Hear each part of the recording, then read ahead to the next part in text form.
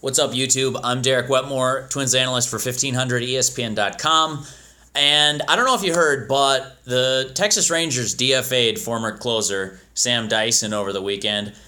Call me crazy, but I think the Twins should take a shot. I think that since the Rangers are reportedly looking for a trade after designating the once closer for release or assignment, I think it could make some sense for the Twins, and here's why.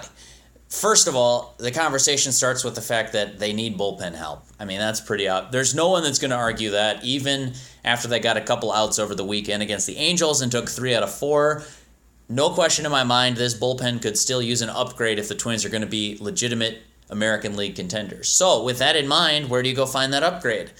Well, a lot of the young guys in the system are either hurt or not pitching well right now. The guys on the 40-man roster anyways. It's possible the Twins will get some reinforcements from the minor leagues. They just called up Randy Rosario and Alex Wimmers the other day, so maybe they'll get something there. But Dyson's a really interesting candidate. He's had a terrible year, so don't get me wrong, but let's kind of diagnose some of his problems here. So last year, don't forget, he saved 38 games for the 95-win Rangers. You might look at his numbers and say, well, he's not a strikeout guy, so that's a bit of smoke and mirrors. He's not really a closer, just playing above his head.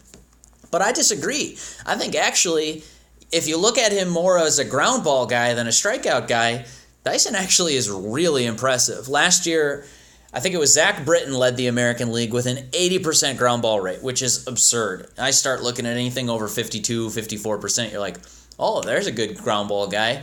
80% for Zach Britton. Well, Dyson was second in the American League. Not quite as crazy, but still in the 65% range. It's really good.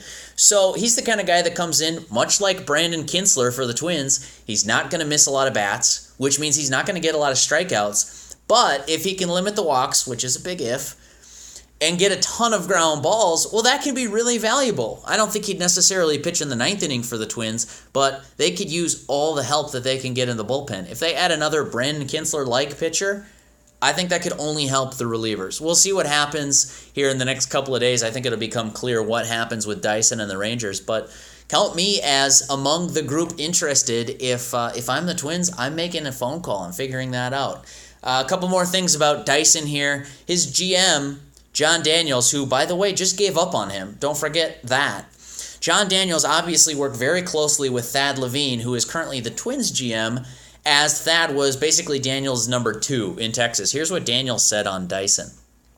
Less than 2 months ago, he was mowing through all-star lineups, Puerto Rico, Dominican Republic, and Venezuela at the World Baseball Classic. This is according to a bunch of reporters. I got this from an Associated Press report.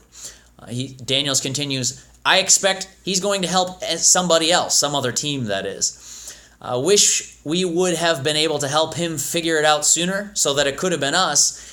It's not, so we made the decision to move on. The Rangers are moving on, and I think that the Twins should try to capitalize. He's not going to strike everybody out. He's had a lot of problems with walks and home runs this year. If you can fix that, you've got yourself a ground ball pitcher with a few more years of team control, and that's exactly the kind of pitcher the Twins should be targeting for their bullpen right now. I've got more on the website, 1500ESPN.com, if you want to check out the column. Until next time, thanks for stopping by. We'll see you later.